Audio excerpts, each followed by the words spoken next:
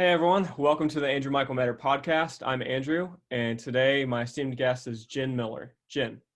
Hello, thanks for having me, Andrew. I'm Jen Miller. I am Zooming you. I guess that's the new verb we're using. I'm Zooming you from Nashville, Tennessee. I'm a music producer, I'm an artist, I'm also an activist, and during the day I work in political strategic communications, which sounds like a whole bunch of nonsense because sometimes it is. Yeah, it's like speech writing, public affairs, public policy, thought leadership type stuff, like weighing in on industry news and things like that. Mm, Yeah. cool. So I want to talk to you about music and a little bit of the marketing side of that, Yeah. mostly because so many artists are doing everything themselves. And I feel like you're an expert Oh, wow. on Thank these things. So I want to start by telling you, I loved something that you said on your stories, like maybe 2 years ago. you. I'm just pulling that from the real recent. Could be anything. And what you said was basically how gendered or how privileged it was to ask a female artist who their producer is, Oh, God. from the assumption that they didn't have those capabilities, those skills. Mm-hmm. Yeah, it's an interesting point because it's twofold, right? Less than 3% of all music producers and sound engineers identify as women. So it's not necessarily a false assumption to assume that most producers and engineers are dudes. That's true. There's not really a, gender parity in the industry at all. But I think what I was trying to hit on is that it's annoying to me because what did I say is my first thing in terms of titles I take for myself, music producer, because that's like the first and foremost thing I identify with. But it is really interesting because I produce like most of my stuff. Do I work with other people on that? Sure. Are they my producer suddenly? No, they're my collaborator. They're like, you know what I'm saying? They don't like own me or whatever. But there's also like a real pressure on younger artists and women artists to work with male producers as opposed to like learning to produce themselves. So I think it's a lot about just shifting how we talk about it so we can get more people into the field, if that makes sense. Mm-hmm. There's also like production isn't just like, me actually using these instruments and all of the gear to track the song. It's also like what you do in your songwriting sometimes, like thinking about vocal harmonies. That's vocal production. That's part of music production. Plenty of sound engineers that are shitty vocal producers because they've never sang. Like, these things there's so many hats to wear in terms of production. So yeah, we definitely got to shift that binary away from there and get more women into sound engineering, no doubt. Would you place the taskmaster role or the like organizing schedules of a session under producer as well? Man, yeah, I have my first artist production intern this summer, and she's brilliant. And it's funny because I think in the past few weeks she's realized like, oh, you don't have a team. Like, you are the team. like I'm not, I'm teaching her how to produce, so I'm not like pushing work to her or anything, but like whenever anything happens, it's like literally me doing it in terms of like changing scheduling, like troubleshooting the gear before the session, like putting, I was talking to her about Dropbox, how you never should send an MP3 attachment to like a website or whatever because it's just gonna clog up their email inbox. So you want to use a file sharing system. And she's like, oh my God, I never realized, being an artist was gonna include all of this like digital business stuff, and I'm like, it's mostly that from what I can tell. Like, not entirely, but it is. I don't know that I would necessarily put that under like just because you schedule sessions you're a producer, but it's definitely a component of running a business as a producer, which I'm sure you know a lot about. There's so you're the I in team. Yeah, Yeah. yeah. but I also think there's like a benefit to that. Like, I know a lot of really talented people, you know, who got really big labels, and they don't know how to do shit for themselves because they never had to do it before. And then they get dropped from their label and they're like, how do I do this without a team? And I'm like, well, you would have learned that in the last 10,000 hours if you weren't so damn talented and didn't get signed so quickly. But like, it's really true. Like, when you have to do a lot of different things yourself, you bring a lot to the table, even just to be hired, like, for like a company, you know, you would learn a lot of shit on your own. Yeah. That's been the main impetus for me. Besides, I just love learning and expanding the like borders of my knowledge and my skills, but it's also way cheaper if you can do it well yourself. Yeah. My parents always say, not even just the money thing, they just say, like, nobody's going to love your baby more than you. I don't have a child. So that baby, you know, is my dog or my company, you know, my song, all that shit. Like, it's really true. Like, I don't want to sound like a control freak, but, you know, I know something's going to get done the right way and I'm going to see it through start to finish if I'm in charge of it. Whereas as soon as I loop in a PR team, I don't know how many people they pitched. I don't know what's in that email. I don't know if they're approaching them in, you know, from a place of humility or if they're spamming them with 6 emails at once on behalf of me. Like, I don't want that. It's not how I would want to be, you know? So, like, I think about that type of stuff all the time. Mm. Totally. You feel that way too? Like, do you think it's a benefit to have spent time learning how to do everything on your own? I do. I think what's really important is for a producer to understand the entire process, like from the genesis of the song to the release of the song, because then you understand what each step requires. Yeah. It also is like, I think in a producer role, a lot of the time my buddy Jake Vicious he was in DC. He's like one of my best friends, taught me a lot about production. He would always say that production is first and foremost psychological, and then the second part is music. And I think that's so spot on. Like, whether, you know, it's like you're dealing with somebody who has imposter syndrome and like they suddenly don't like what you're working on, or they think all of their vocal takes are bad. Like, you're there coaching them along through that, or trying to bring the energy that maybe they don't have that day. Or like, it's someone who is going to do a remix project, but they get to the point where they have all of these producers lined up and they're like, how do I give them what they need? You're like, you need to give them the stems. And they're like, well, can you do that now? Well, I would have done it before for you had I known you were doing this. Like, it's like such a producer thing, right? Like, you just know that that's going to take time, and if you know how to do it every time, saves you a lot of time of going to harass some friend who you probably didn't pay enough for their work anyways. Yeah, I think like a producer needs to be good at working with people. You need to be able to manage personalities. Oh my God. Yeah. So many. Not just personalities, but egos too, because they are sensitive. And I'm not talking like egos, people who like walk into my house and are like, I'm the shit. Like, I don't really like hang out with people like that. I'm talking more about like the stuff I struggle with egoically is like the imposter syndrome thing, right? Like, a lot of times if like somebody sent me a folder of beats this week and he was like, I would love feedback. I was like, I'm not an expert. Don't send that to me. Like, yeah, I am an expert. Like, I've been doing this for like a decade. Like, you have to sometimes remind yourself that you're capable. And I find myself doing a lot more of that with artists than, you know, like trying to ignore like annoying, cocky people. A lot of times it's like, okay, why do you feel that way? Because this song's dope.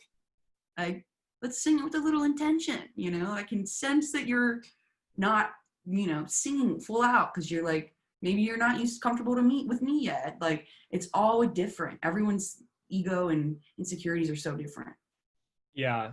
I like whenever I'm meeting with an artist for the first time, I'm very upfront about cutting through all the nonsense, the ego, the hubris, The product is we are recording something that's going to exist maybe forever. Hopefully. Who knows? Yeah. And if you were pitchy or I thought you could get a better take, I'm going to tell you up front. It's not personal. We're just here, like, we're working together to represent you, to represent me. And I'm going to tell you if you're pitchy. Yeah. Because And that's important. because if you don't, your ass is going to be sitting there trying to fix that in post with like Melodyne or some shit. And that part of the vocal is going to sound like a weird robot. And then the artist is going to be like, I don't like that part of the vocal. And you're like, ah, you know, like it really, and it's better to like push a little bit, but it's so true. But I think not only do people receive criticism differently, but they're motivated differently. Like that's a huge thing. Like, I don't know if you've ever worked with an artist you really believe in, but they're not really like consistent, like in putting their stuff out, or like consistent in giving you feedback on things, and like you're trying to help them. And a lot of times I think that's just because people are motivated in different ways, like dogs, you know, like some dogs are more motivated by like food. Some are more motivated by praise. Some just want to go throw a stick. Like people are the same way. And like the sooner we can figure it out, the more we can be like, all right, bud, let's finish this up. And I'm going to throw the stick for you out back after this. And like, it's actually kind of fucked up how much I try to manipulate people in a good way to like figure it out what it is that works for everyone, you know? Yeah. Manipulate might not have the best connotation, but you're like Definitely. playing to their strengths. Yeah. And poking sticks sometimes, you know, sometimes people need stick poked. Like, Yeah. sometimes people just need pushed. Everyone's so averse to conflict. Like everyone, just like, you know, you just said that as a negative context of manipulation, like so does conflict, but like conflict could just be communication of and it's a moment that feels like conflict, and then it actually resolves the whole situation, you know? I'd rather just have like the short-term conflict. Okay, this part of this vocal isn't quite spot on. I know you can do better. And if they get a little mad, I'm like, I know you can do better. I've heard you sing, and you start gassing them up, and you like, you know, do what you need to get the best out of them. Like, it's a good thing. I would want someone to do that for me. That's how I always think about it. Yeah. I can remember I had a session where I was recording guitar for a song with this just phenomenal guitar player. And we were doing it, and we ended up punching in like 20 times in this 40-second take. And it was taking forever. And I wasn't being a good producer because I was holding back. And finally I just said, dude, we need to leave here with one take of it performed perfectly. And I know you can do it. So let's just aim at that. Let's stop piddling with punching in. Right. And he got it shortly after. And it was the most satisfying, uplifting feeling to like challenge and then meet that goal together. You know what though? You also just approach the same problem in a new way. So like, like you were looking at it, you're like punching it in, it's not working. Maybe, you know, getting the context of the beginning and letting him just vibe this out and saying, you know, giving him a goal. We did this right one time, we're done. It absolves that, you know, that thing. It's kind of like, and I always think about sports as like a really good way that trained me for this type of stuff, because, you know, when I was playing soccer, if I like messed up and someone told me, like, number one, I probably already knew that I messed up. Right. But you can't fix something unless you perfect all of the small parts of something and you break it down and you know like where it went wrong. I think that's like why, you know, I always be reflecting right after a game, like, okay, you did this was wrong, that happened. Next time you do that. If the ball ever comes to you there, do something different. Do not like hold on to it for something. You learn, you know, and then the next time it happens, you can pivot. And like, so you might have actually helped that guitar player. He might not like to punch in. He might like to do one pass through the whole thing every time, and he might not have realized that was what was fucking him up. So he wasn't saying anything to you, you know? Yeah. Like it's such a, we just got to learn our own things. I'm definitely like that with vocals. Like people always want to punch shit because they're used to working like that. And I'm like, no, let me just have that little pass because then you won't have to splice anything. It'll just be right there. But you know, everyone's different, and you don't learn what works for you. Like, I'm kind of a dick if I get pushed and I'm in a bad mood. Like, if I told you, like, I'm in a bad place, my voice feels bad, and then you're like, this is pitchy, that's pitchy, I'll be like, well, I told your ass that it wasn't a good vocal day. And like, it's good for me to, like, you know, have that openness with people, and I want to with everyone I work with. Yeah. Harder when it's new, for sure. Mm-hmm. But yeah, I mean, especially just topically to right now, like, everything we're collectively experiencing with the pandemic and with racial injustice, like, there's a lot that each of us are processing. And like, I think in general, artists tend to be a little bit more empathetic, tend to be really plugged into social media, and it's really impacting people. And like, we have to all give grace to ourselves and each other, you know? It's hard, but it's real. For sure. So with speaking of the pandemic, Yeah. I was kind of getting gassed up right at the beginning, like the middle of March, when everything started shutting down in Tennessee, because I heard all of these people talking about, oh, this is our time. Like, everyone's going to be looking on social media. Everyone's going to be looking at artists right now. And this is your chance. Like, make sure you get your platform in order, get those landing pages, get those advertising funnels, make sure you've got your budget. And I feel like I crashed and burned on that dream. I was literally just talking to my neighbor about this in the backyard, like how when quarantine began, like early March, when everyone was kind of like accepting what was about to happen, it was like, there was some people that were just like kind of numb and in denial, and then there was like this other group of people who were like optimistic, the ones you're talking about, who seemed like almost excited, and like, God love them. Every single person I know who was like that, I was like, so are you willing to admit that you're fucking miserable with your normal life? Because what you're doing is you're suddenly excited to have time to work on all the things that you didn't have time to work on. And those are the things that are going to make you happy, but you haven't had time to work on them yet. What's going on here? Like, what is this, you know? And I know I'm the same way. Like, I've had, like, I make annual to-do lists because I don't believe in like a resolution or whatever. Like, I don't think like resolutions work.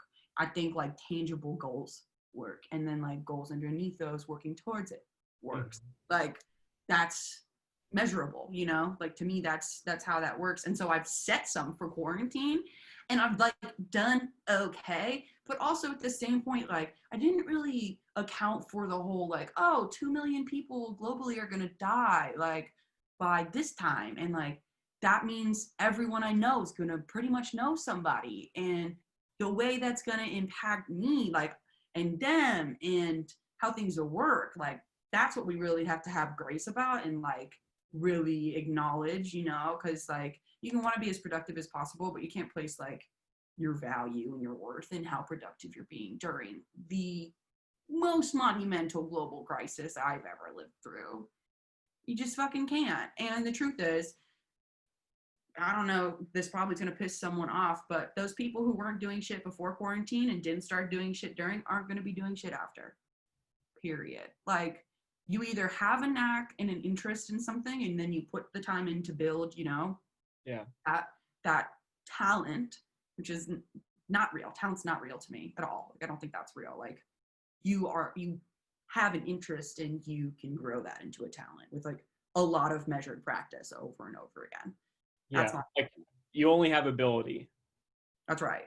Like, I guess maybe if I was in an MBA, I wouldn't be saying this shit, but that's more of like a physical thing. You know what I'm saying? And even then, in MBA, they didn't come out of the fucking womb goddamn 7 feet tall and able to hit a free throw 98% of the time. You know what I mean? Like, that's still a combination of ability and practice. And I don't know, I'm kind of the worst. When people like ask me how to get in the music industry, I'm like, why aren't you already working? Like, you clearly don't like it if you're not already like doing it. This is like a little masochistic, to be honest. You know what I'm saying? Yeah, I'm totally tracking with you. Yeah, like, normal people don't decide to try to like make a music their life. That's not like something you do if it's just an option for you. Mm-hmm. That's just something I could do, is make music how I make money and build my own business and have no safety net. Like, no. You do that because you're really drawn to it, you know? You're compelled, Yeah. maybe to an affliction. Yeah. I was reflecting through all of this. Like, my streams haven't gone up. Me neither, Rob. What's My that about? followers haven't gone up. It's not been this tidal wave of attention Yeah. that people were saying it was. But I was reflecting and thinking about, like, why am I making music? Because it's like you said, it's sadistic, it's masochistic, I was like, there's just something, like the music is just inside of me and I have to get it out. Yeah, it And sounds so whack, but it's so real. therapeutic. It's so real. It's like, it's the most cliche shit of all time, but it's either there or it's not. You know what I mean? Like, Yeah. I was doing this before I got any money for doing it, you know? I do think there's something really interesting I learned on a webinar. I run this organization called Girl Gang Music, which is just like a website, an online community that's focused on elevating women and non-binary and gay LGBTQIA plus individuals in music. And we teamed up with Universal and a few A&R people to put on a webinar for like our community.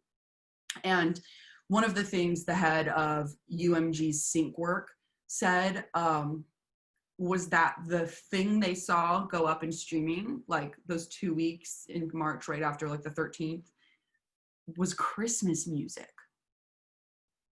Like, that had me pausing. And then I started thinking about the psychology of it. A lot of the time when people are together, like their families are together, it's the only time is around the holidays. So, I mean, this is a little waspy, you know, for it to be Christmas music, but you know what I'm saying? The sentiment is there. It's like holiday music, and suddenly everyone was like forced to being with their families and like comforted by listening to, like, that's a real spike that they saw in their data on Spotify. And I thought that was amazing because, and also that people are listening to mood playlists more on Spotify. So like all of the playlists that are like calm, meditation, bath time, all of those spiked in terms of listening. And that's just like the actual macro application of the everyone's going to be on social media is the thing you would assume. But actually, everyone's going to be trying to find something that makes them feel safe and okay, which is not social media. And it's not some random ass person like me's new music. It's fucking Springsteen or like whatever you grew up on. You know what I'm saying? Like, it's that. I'm not listening to new music right now. I'm like listening to like Red Hot Chili Peppers and pretending it's 1998. Like, I feel great there, you know? That's so true. That's so true. It's so weird. I also think it's weird that people thought that because people would be spending more time on social media, that would immediately result in like positive turnover in terms of like sales and clicks and all that shit for like our own stuff, because it's still the same game of like, how do you want to pay attention to things? Do you want to pay attention to me? I don't know. Like, why would you? Me neither. You know, it's just like that. It's literally that. It's like day trading attention all day. Do you want to pay attention to me? That's basically what every Instagram post is. And it's annoying, dog. Like, I hate myself when I'm posting this shit. Like, I really do. Self-promo is so painful, but at the same point, I get pissed when I work with people who aren't willing to do it. I'm like, how are you going to spend, first of all, the amount of times I've seen people sit on songs for years, and then they put them out, and all they do is, like, tweet it, fucking post it on Instagram once to their 15,000 followers. I'm like, well, thank God you spent, $2,000 on just, the mastering alone of your fucking project, and then you didn't even promote it, or you put any of your budget into like actually getting it to people. Like, social media is not advertising. It's just a tool, Yeah. Can you say that again? Say it louder for the people in the back, dog. Like, it's super real. Like, you got to spend money to make money. I hate that saying. I hate that saying so much, but it's not wrong. It's very correct. Yeah. Even in the music industry. I mean, it was one of the things I was showing my intern. She was like, you know what we should be doing for you? We should be promoting all of your stuff to Spotify playlists. And I was like, okay, yeah, I'm totally doing that.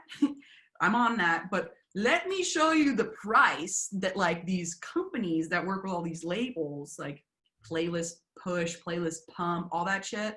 Like, let me show you just like the pricing on those packages and the amount you're actually paying to get on, you know, those playlists with like what, 40,000 followers. Like, whoop-de fucking do. You're not going to make any money off of that investment. So I don't put money there, you know? Yeah. Yeah. I think a lot about like one thing that I see happening, and I get ads like this all the time. I feel like they're predatory ads. And they'll Yeah. say something like, you've got the next hit song. Oh, I hate This this. fire single is going to blow up. You just need to get in the right room. And then it's like, pay us $200 and we'll Do nothing. do something magical over here behind the curtain. And it's like, man, you're preying on people's dreams, their egos with that, and you're not going to yield a return. I Because, hate this shit more than anything. Like the OG version of playlist pushing type shit like this was that type of scheme where like a venue, or I'm trying to think of the actual name of the organization that actually, anyways, there's a lot of these that do this setup where we'll book you to play a show. Then you have to buy this amount of tickets from us. And the face value for them is $25. You have to buy them from us, but it's fine. You'll sell all of them to your friends, so you'll make the money back.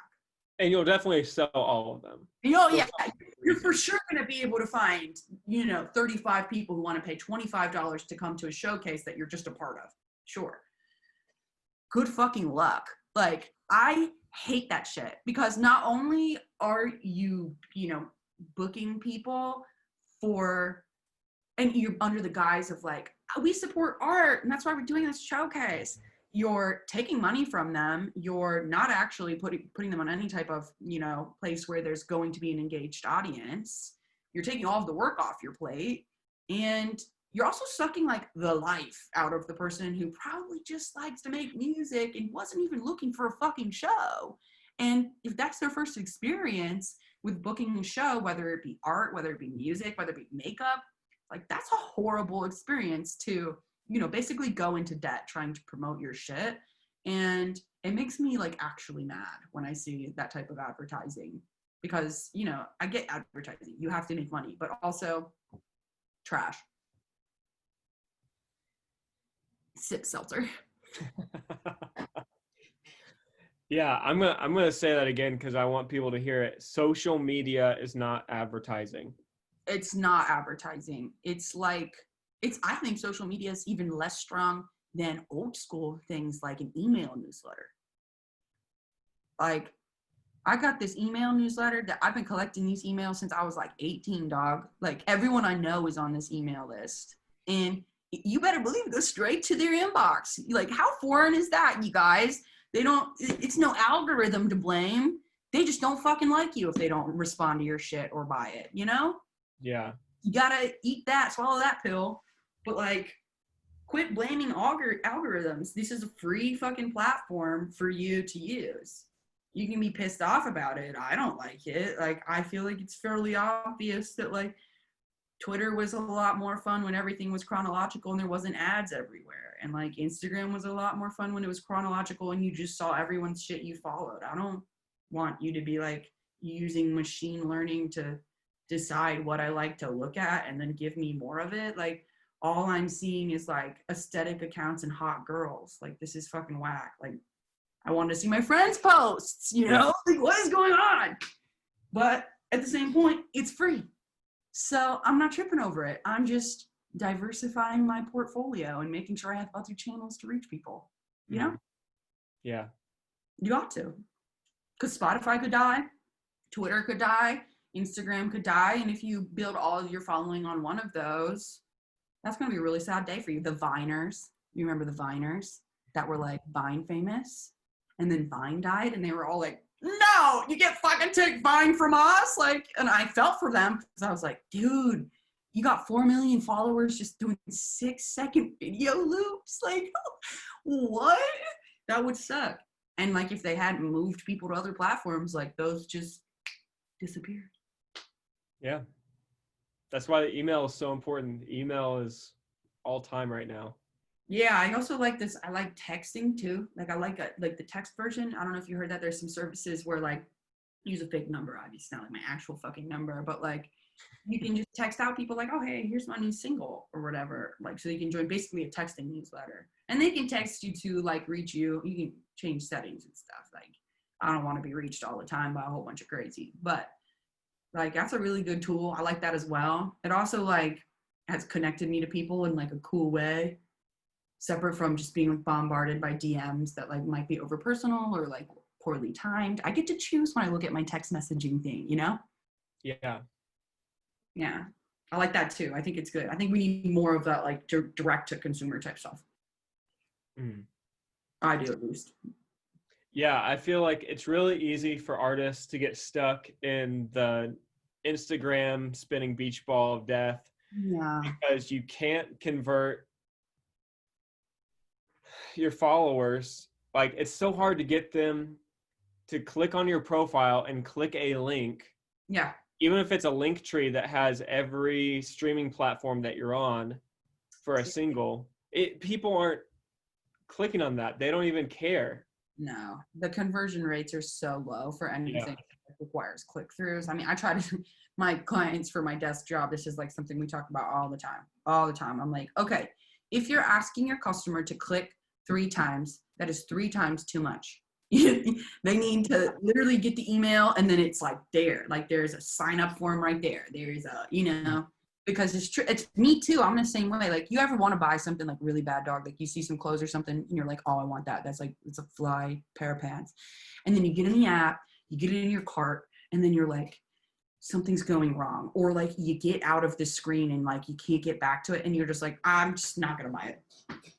Horrible when you think about that in other people's behaviors. Cause like how many times have people tried to buy your merch and then like something's glitching on your site and like, do you have them there? You had them right there. And then they're like, no, come back later. And they don't.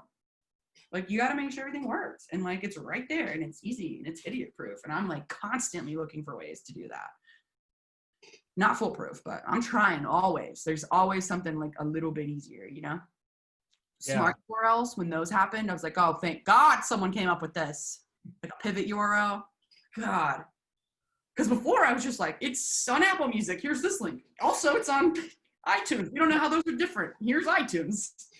Also, for my third tweet of the same song, here's Spotify. Like, God, this is so inefficient.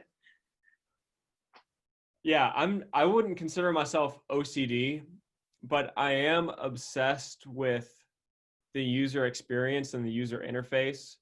Yeah. And so anytime that I put a new link up, I like have to compulsively go back and click it just to make sure like it works and see how it goes and try and put myself. That is not OCD. That is just like good habits. All right, I'll take that. You know, how many times have you tried to click someone's link and you're like, hey man, your link's not working? I do that for my friends all the time. Or like, hey man, your link looks good, but like it doesn't open Spotify when I click the Spotify thing. And they're like, shit, I've been using that link for 3 weeks. I'm like, well, all your friends suck for not telling you. Oof, that hurts. Like that stuff happens like all the time. There's so many silly tech things that like I never thought I would be thinking about, and I think about all the time now. Mm-hmm. That's definitely one of them. So let's talk about on the marketing side of things.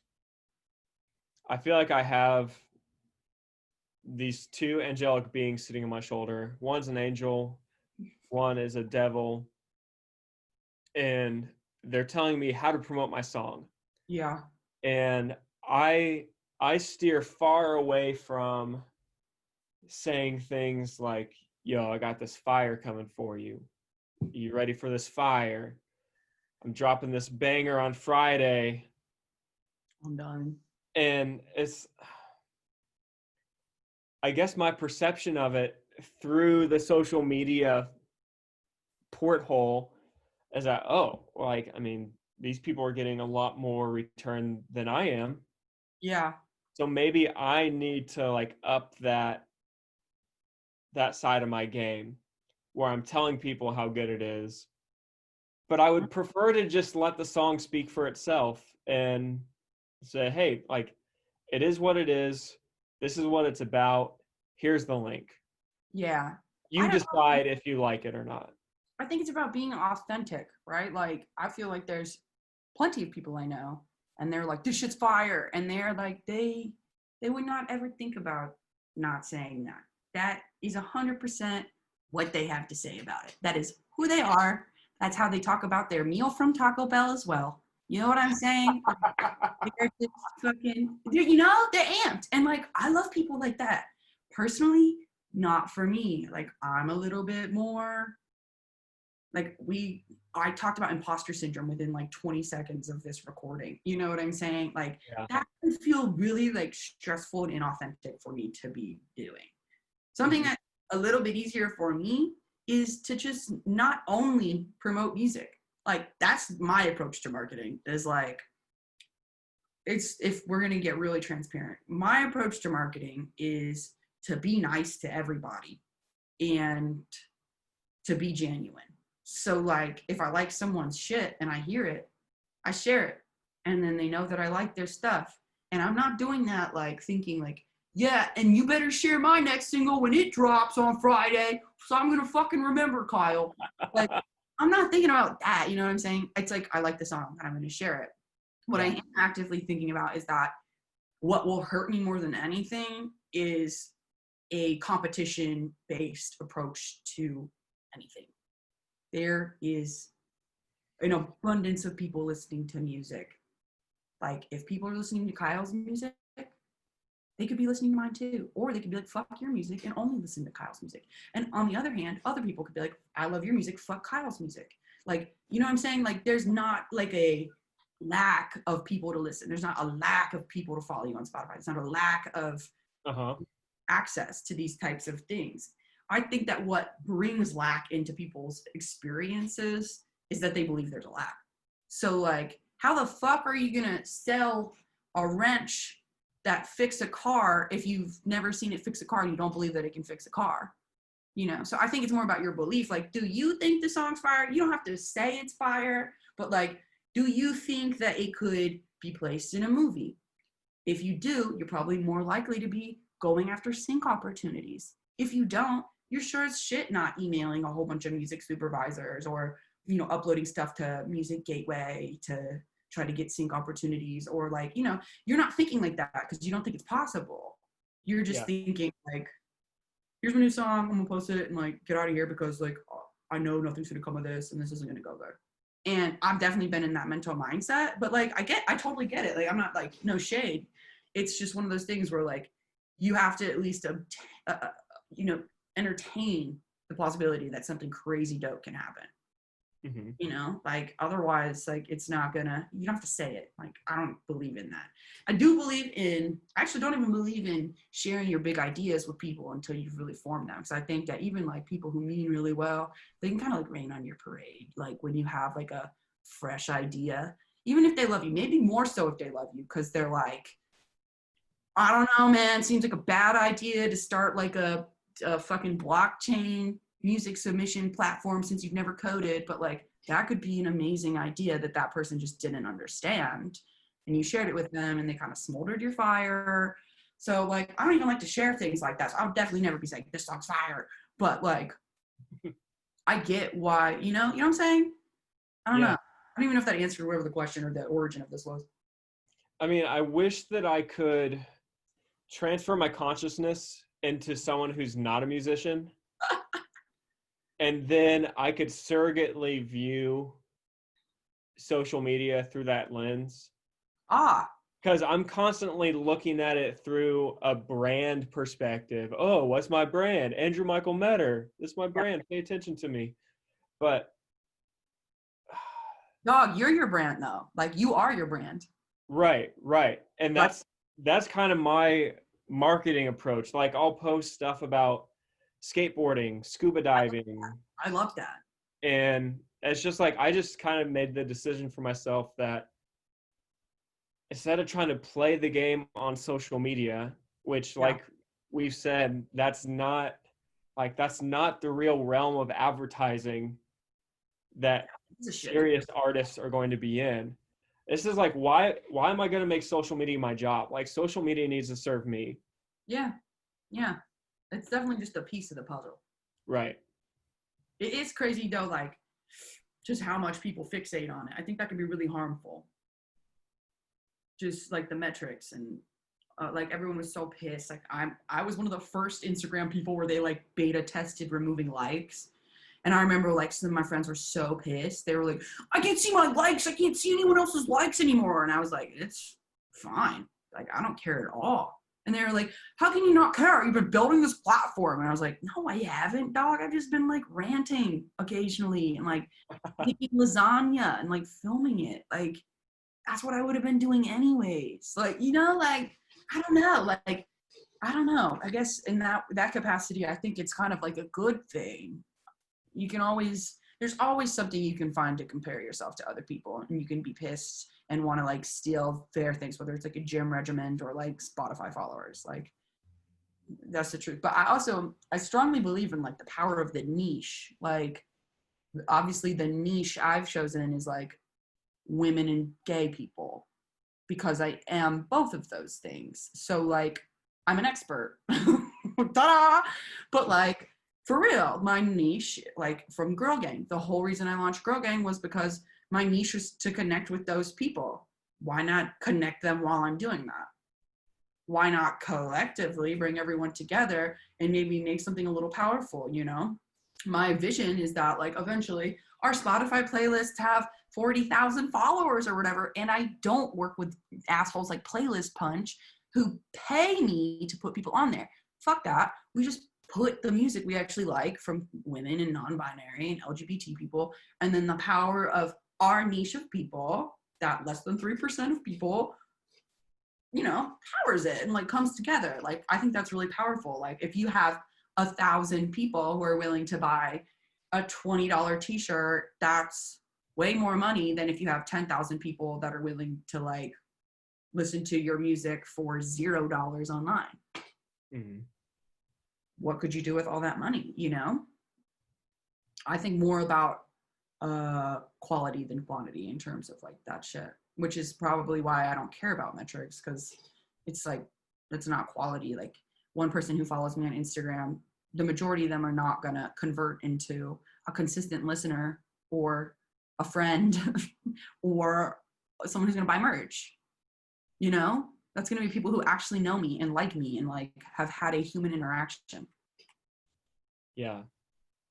I've been doing some, I guess maybe a year ago, I really started doing some intentional work because I was getting frustrated internally and emotionally about friends that weren't like sharing my posts and sharing my music. Yeah. And I just kind of, through talking with people and hashing it out, just kind of realized like, it's not authentic or genuine to expect your friends to be your fans. No. Oh my God. No. And I don't want that. Like, I don't want It's really crazy because like, so being in Nashville, right? Like it's like 100% of my friends are musicians. And so at any given week, not right now, but normally at any given week, any weeknight, there's like a handful of shows I should be at. If those people are people I support. Mm-hmm. I can't fucking possibly be in more than one place at one time, first of all. And you better figure that out. Honestly, I'm working on it. I think we might be really close to something. I've had a lot of time in quarantine. I've just been like going into my closet and putting on all my scarves and like spinning around and like seeing if I'll end up somewhere else. Yeah, like it's just not possible. And I also would never like want to ask that of people. Like I always equate it to like when I used to play soccer. When I used to play soccer, I never expected everyone to just fucking come to my games because they knew me, to watch me for 90 minutes, run around and kick a soccer ball, like maybe do things that were interesting for approximately 30 seconds of the whole time they're there for a fucking hour and a half. that is a lot what a show feels like to me. You know, it's like, it feels like I'm begging you to come to this thing that like you didn't ask me to put on. That's for sure. And like, you know, like it's just, I don't love it. That being said, like I think my friends, my family have been great supporters, but I think acquaintances have been even stronger supporters. Of course, there's like a small handful of people that are, you know, connected to me directly, but the majority are just people that we share something small, and that was enough, and now they support me ritualistically. And like, it's still a human thing. Like, I don't know, I wouldn't necessarily call anyone like a fan, because I feel like a lot of times I interact with everybody, if that makes sense. Like, you DM me, I'll DM you back. Like, who the fuck am I gonna act like I didn't see that? Like, nah, like I saw that. Like, I might forget every now and then, but like I'm looking at them, you know what I'm saying? Like, Yeah. it's a little weird to me when people are like, I don't know, I totally get it. It's like your fans and your friends aren't the same thing, but at the same point, we expect that our friends will operate like fans, because we want support and we want to feel valued, and we want to know that they know how hard we worked on something, and you know, we want to see that. But at the same point, our friends be working on shit too, and I'm sure I forget plenty of chances to support them. And it's not out of like, I don't want to support you. It's like, God, I didn't see your post because the algorithm, or I didn't like, you know, whatever it is. Mm-hmm. I had my own show, whatever. But I think the larger point for me is that I don't do anything for other people. Like after this is done, I'm just going to probably like sit here for 6 hours and just like work on beats. And like, maybe I'll make an Instagram video while I'm sitting here doing that. But like, I'm mostly just doing that because I've been working since 6 a.m. And that's like my time to feel good and like just flow, and like, you know, and if no one ever hears the song, that wouldn't be the first one. Like, fuck it. It's not, I don't know, it's not for everyone, if that makes sense. I also did not come from a particularly supportive family in terms of creativity. They're more like, why don't you get a job that makes money? Like, don't do that. Don't study music. Like, I tried to transfer. I told you before this, I only went to IU for like 2 seconds. So I was trying to transfer to another school. So I looked at Belmont, I looked at Berkeley, just like music schools, got into both of them. And my parents were like, but why would you pay for something that you don't need to pay for? A music education, just teach yourself. It's not worth money. And like, at the time, a dead ass, I was like, yeah, you guys are right. And like, you know, I do wish I had that knowledge. And like, that sounds like a sad story. Like, I love my parents, but I think because like they weren't just like, oh, play another piano song. Like, I don't expect anybody else to be like that, you know? Like, I also didn't start any music shit till I was like 17. So my identity was pretty formed. Yeah. I don't know. Yeah, I grew up playing trumpet and then bass, but I didn't start writing music until I was 20. Wow. You're even later than me. I'm shocked by that. Because like, you're good.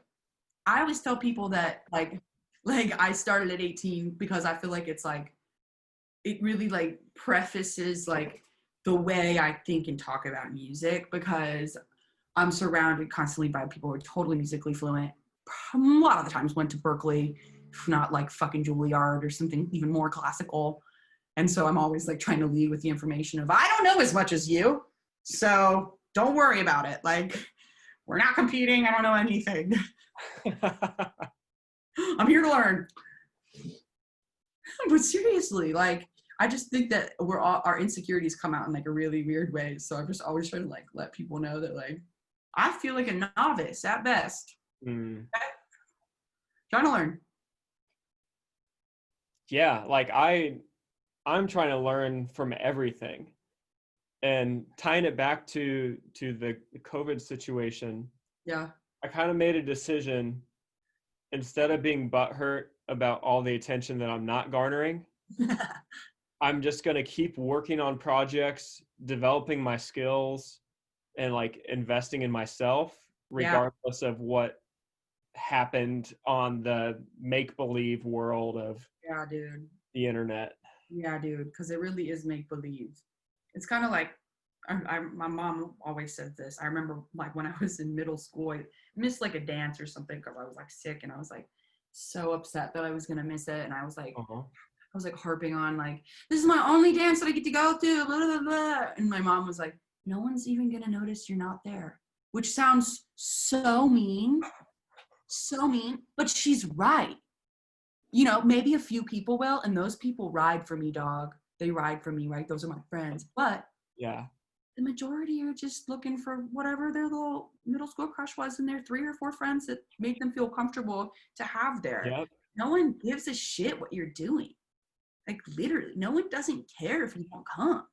And it's hard for me. I need that because I'm a guilt and shame person. I would go to every show every single night of my friends if I could possibly do it, because I am like that. And then I'd resent all of them because I'd have no time to do my own shit. And I'd be pissed that I spent my whole week at random ass people's shows. Random ass, like they're my friends, but you know what I'm saying?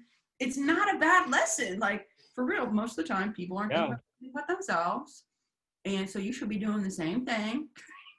Just doing your own shit and just be patient and just keep on doing it. I think it's easier said than done, but you got to be in love with the process. And you said something like, I love learning about everything. That's what it is. Like you got to really genuinely like learning about stuff and like just, you know, kind of eating shit sometimes, to be honest. You got to, I don't know. I enjoy the process. Like when I figure out something with like a new piece of gear after fucking with it for like 3 hours, I feel so validated. oh yeah, So content. Like it's like a type of joy I don't know how to articulate, which is how I know it's a good way of spending my time. You know? yeah. The emotional guidance thing. Like, are you familiar with that? Like the term like emotional guidance or whatever? No, I don't think so. It's basically like the notion of like emotions are a sliding scale, right? So you have like fucking rage at the bottom, and then you have like joy at the top. This is simplified, but and at any given time, your emotions are going between the two. You might be like here, frustrated, kind of like, you know, feeling lazy, you know, or you might be more here. And the way I think about emotions is like as emotional guidance. So like if example, like this morning I woke up and I'm like, I swear to God, I opened my eyes and I was like, God, you have so much to do, fuck, blah, blah, blah. Like my brain was like immediately like anxiety, good fucking morning, like, and I was like, ah. And you know, I was like, okay, what am I feeling? I am feeling anxious. Why am I feeling it? Don't know. So I like went outside, like sat down and journaled, because that anxiety is guidance. Turns out I was kind of just really dwelling on something that I knew I had to do this morning. Didn't really want to do it. Didn't really feel prepared. Was like nervous about it. You know what I'm saying? It was like a meeting with somebody I'd never met before. A Zoom meeting at that, like, blah. And so I like sat there and I processed that I was nervous about it. And I said, why am I nervous? Okay, I don't know this guy. I Googled him. I looked at his LinkedIn. I watched some of his past press appearances. And suddenly I wasn't anxious anymore. Why? Because I took action to like make myself, you know, the alternative could have been, I'm just anxious. I make coffee, stressed out, get into my work day, and I don't take that time. I go into that meeting anxious, and then it doesn't go well because I'm anxious. And I'm like projecting that energy onto the exchange in like an untethered way, if that makes sense. And I think emotions are like that a lot. For me, a lot of times I don't know where my emotions come from. Like, it could be because like an anxiety disorder, but it's also like sometimes you just need time to process. Sometimes you feel mad about something where you're not actually mad. Your feelings are hurt by what the person said or what they did. And it's better to just feel the emotion and then be like, what's the guidance? Okay, to tell this person that this hurt my feelings, and to communicate that so that it doesn't happen again. And then I don't like gunny sack this anger and carry it around all day, because I'll feel better. Or I'll feel really worse, and that person will be like, fuck you. I don't care that your feelings are hurt. And I'll be like, oh my God, actually, fuck you. Why would I care what you think? You're mean. And that would be resolved too, you know? Like, you gotta use that as a guidance thing, if that makes any, that's how I feel about emotion for sure, dude. Like all the time. Yeah, that makes sense because it's like your emotions are the empirical evidence. Yeah, but we just can't make sense of it like when we're not able to observe the emotion. Like when we're Yeah. just feeling it, like I'm a ruminator, right? Like so if I get something in my head that's bothering me, I'd be like this in my brain with it. And like you cannot talk to me for 2 hours and then you'll be like, so what are you thinking about? I'm like, you know what she said? And I'll like bring it back up because I'm still thinking about it. I have not let it go, you know? So I have to like Yeah. consciously like, you're mad not because of that girl at the grocery store. You're mad because of this. And then you projected that onto that exchange. And it's ruined the last 3 hours of your productivity and mindset and mental well-being. And ain't nobody got time for that shit right now. At all, period. Anyways. Yeah, that's so good. I want to talk about women in music, Yeah. and I I think it's really important that we have representation, and it's really important that we don't sell one another short on opportunities and even just the fun of making music. So Yeah. I have this issue in robotics. I coach a robotics team, and It's amazing. I'm trying to figure out how I can get more Black and brown students interested Mm-hmm. because they're totally competent, Yeah. intelligent, they have the skills to succeed in it. Yeah. And I was thinking about it, and I was thinking about, okay, well, what are the specific things? Like, I can't just put my flag up and say, we need more of this without identifying like the problems. And I realized that my Black students are all involved in sports because there's so many more scholarship opportunities for sports than there are in robotics. Right. And those are competing schedules during the school year. Yeah. No, it really is so true. There's part of the problem. Why the fuck are robotics and STEM programs competing with sports? Right? Like that's a problem. Right there. It's a problem. Um, So I was just going to ask you, what do you think is keeping that number from increasing? Yeah, I mean, it's like a classic diversity question, right? I think a lot of corporations, they set diversity goals and they'll put like a brown or like an inclusive looking person on their board and they're like, we did it. We have done the diverse. There it is. Like what's going We've on? done diversity. Yeah. I think it's like there's several layers to it, right? Like yeah, one, work with organizations who are already doing the work on like a macro level. So like I don't know if where you're at there's like any type of school programs in more diverse neighborhoods, right? Like go to those schools, set up meetings with you know, the people in charge there and say, hey, I'm able to teach this virtually. I know we're in like a new reality and sports might not be happening this fall, but you know what could be happening?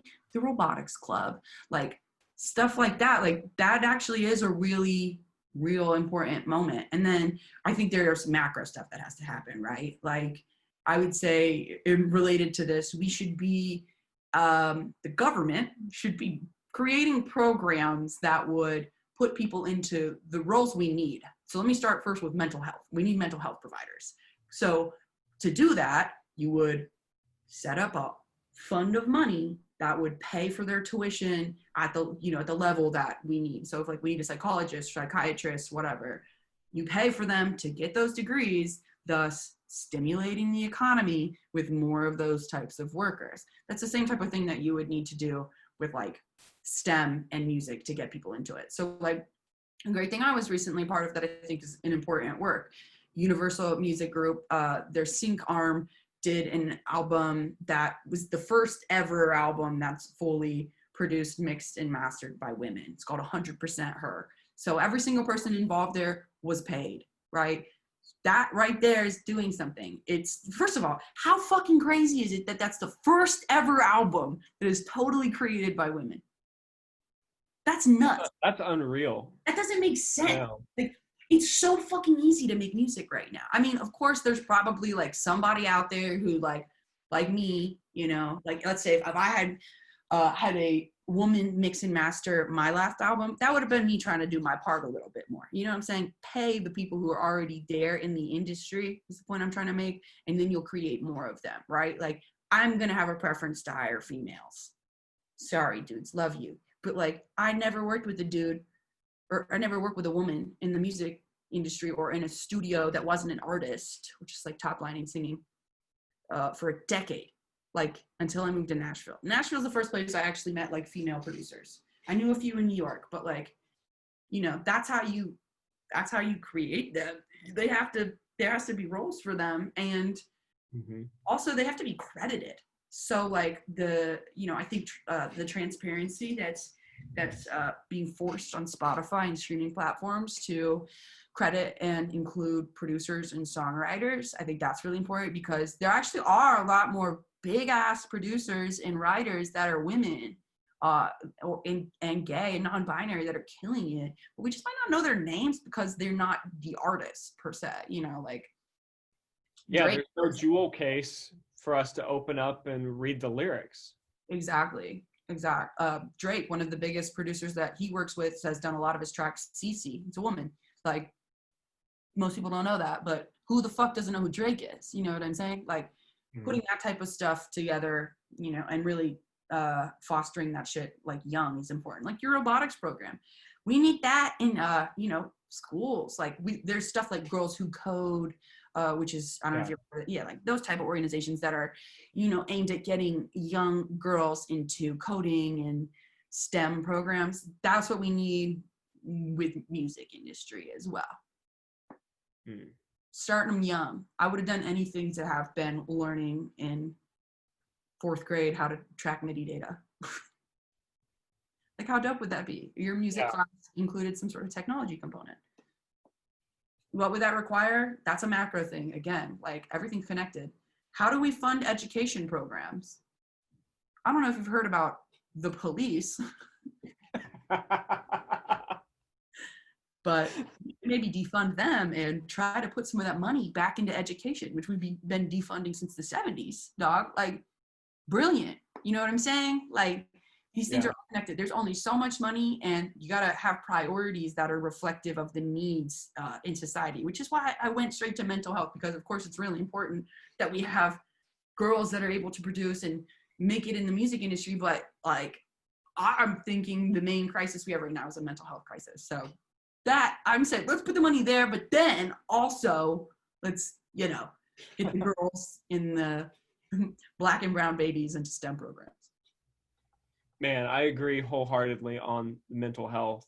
Like I've been able to overcome a lot, and I've accumulated like my way of working and dealing with things. Yeah, like a skill set. Yeah.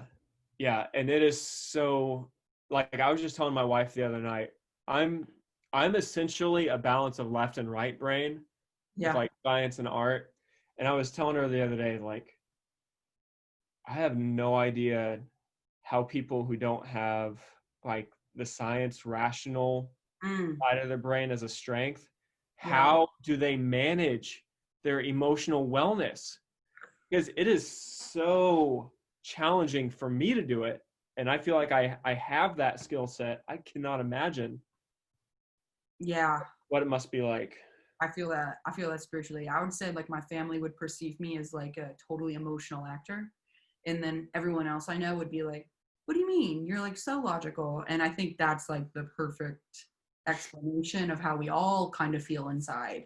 Like inside we are feeling and experiencing our emotions, but we have logic like with us, that angel devil thing, right? Like, the devil is like the emotion, like poking me with his little like stick, and the angel's like, be logical. And I'm like, I can't. This is crazy.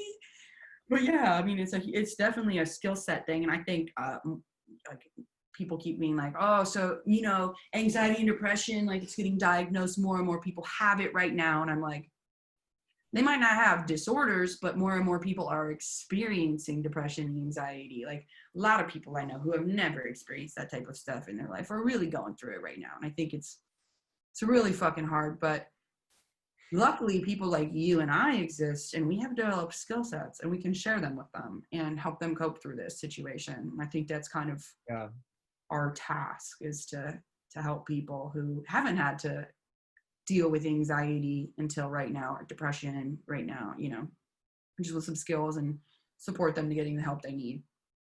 Mm-hmm. Yeah. I don't know, man. World's fucked up, but we're all in it together.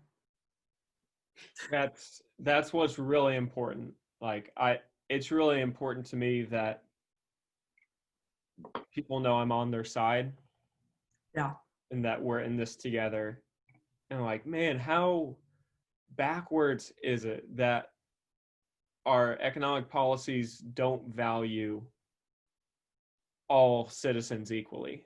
Yeah. Well, that's just not really how capitalism works, is it? Yeah.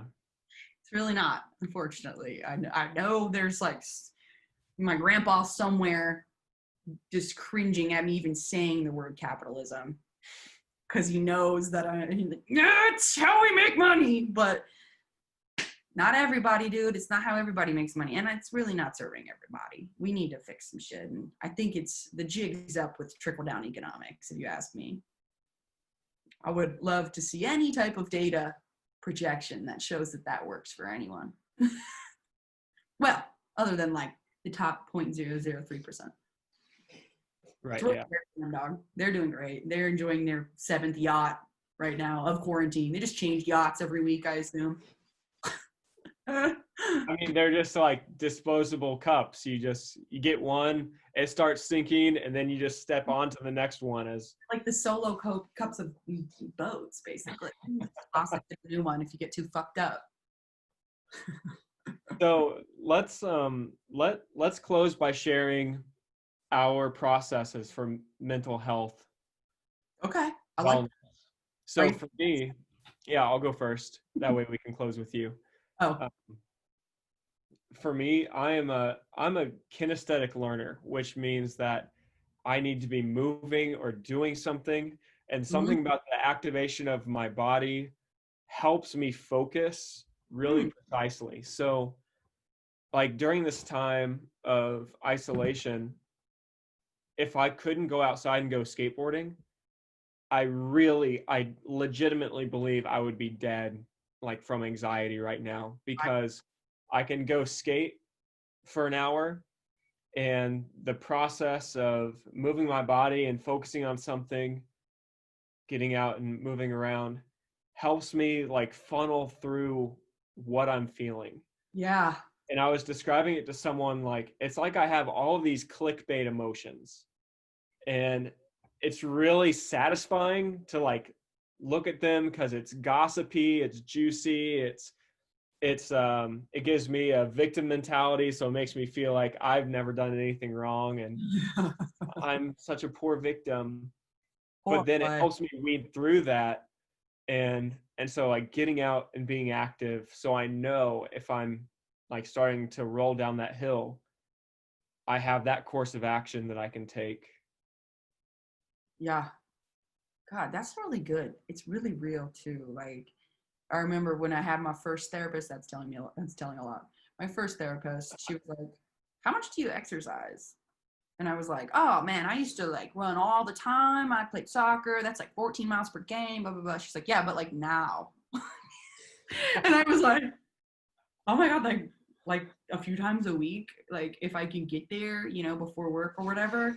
And I guess I have a psych degree, but I'm not a psychologist. So you just caveat that. But I guess that is one of like the main things people with depression can do to feel better, because it's like, it's parallel in terms of impact on positive returns to being on antidepressants. Not for everyone. Obviously, a lot of people need medicated, but it's a parallel thing that you can do daily that would be, you know, beneficial if you're someone who's not on medication or that's not for you. So like that always has stuck with me, and I don't like working out at all, but I'm the same way as you. Like every day I do yoga or I go for a run with my dog Otis, because like I just know I have to, and I feel so much better. And also, like you said, it works through things mentally. Like something might be bothering me, by the end of the run I'm like, that was before the run. I'm over it. Like I've kind of like went past it. But yeah, I think that's super real. That's one thing I do. Another thing I do is I meditate. I do Transcendental Meditation twice daily, which is just like have a mantra, and if you like forget it, go back to it, repeat it, and I'll have music or like guidance. I started with like 3 minutes at a time, which felt like forever, and now I do like 15 in the morning, it's all I have time for, and then however much I can do at night. I usually do like, half hour if I can get it in at night. And then people, like just talking about things. I'm like not good with and I don't mean like, treating my friends like a therapist, right? I mean, talking about things with your therapist, but also talking through things with people, because there's something fucked up about when you just understand that like, oh, like I'm not the only one feeling like on the verge of losing it for the past 3 months. Like, Yeah. a weird season. Do you know what I mean? It's easier to give yourself grace when you know that everyone's been struggling to get their work done and struggling to focus and feeling impending doom. Like it really is. It's like I don't like the saying misery loves company, but I just think everyone loves company. It's good to know that like in any of those experiences. So talking to somebody about it, super important. I know that's cliche, but like it's real. It's definitely real. Do you do anything else other than work out? Is that your daily thing? No, I try and do it at least like 3 or 4 times a week. That's good. But it's like you said, like, I don't honestly have a lot of free time during during quarantine. So Right. yeah, beyond that, like, so I moved to Chattanooga like 5 years ago. Mhm. My wife and I moved here, and I spent 2 years just kind of like cycling through friendship circles, trying to find those people that would stick with me and the people Yeah. that I felt like were like Your my tribe. tribe. Yeah. And so I've recently, I think I've found those people that I feel like I can talk about absolutely anything with, and we're down for one another, and most of us connect through music, so that's a through line that helps us connect. But man, like if I didn't have anyone to talk openly and unfiltered with, that would just make me go absolutely insane. That's fundamentally human. I think it's a challenging time right now because it's not really ethical to like be seeing a lot of people. But at the same point, like we have this opportunity to reconnect with everyone who's not right here, right now. And that can be only the people that are like that, which is amazing. Sure, I have to talk to some people every day that aren't on that same vibrational level, or I kind of have to, put on a face for, but the majority of people just like that. Like that's your tribe, man. That's what you need. And Yeah. you don't have to be all in one. Like this isn't high school. Like you don't need to click. You just need like a few buddies that are there for each of your things. Shared interest in music is amazing though. I do love that. Like most of my friends are musicians or creatives for sure. But they're all over the place. It's not just in Nashville. They're like, I don't think I'm ever going to necessarily have the tribe that I have all over the world that I've met in life that were like my people, my soulmates when I met them. Yeah. All in one place. And that's okay. Like, that would be crazy if they were all in one place. We'd probably all die. I don't even know. We'd like just leave our shit and start a commune and fucking, who knows? Communes for 2021. Yeah. That means we got to start planning them now. Yeah, that's a next year plan. Whew. Shit. I'm too much of an ambivert for a commune, but I like the idea. Does that mean It's like a mix of an introvert and extrovert. It means you You Yeah, can yeah. be extroverted, but you actually recharge as an introvert, right? So like I'll be out at a party and everyone will be like, that person's like very, crowd person. They talk to everybody. And then I go home and I'm like, holy fucking shit. And like lay down for 6 days. And I'm like, God, I'm never leaving. That's me. So Jen, how can people support your artistry? How can they support Girl Gang Music? Yeah, thanks for asking. Let me plug all my stuffs here. You can follow me on all of the socials at Jen Miller, JenMiller, says hi. And Girl Gang is at Girl Gang Music or www.girlgangmusic.com. And we'd love to have you. It's not just for women. We love the support of men. We could not do anything without our allies. So we are ready for a big 2021 as a commune. Come join us. They've got 20 slots available. So I sign up now. Man, thank you so much for having me. This has been a really good time.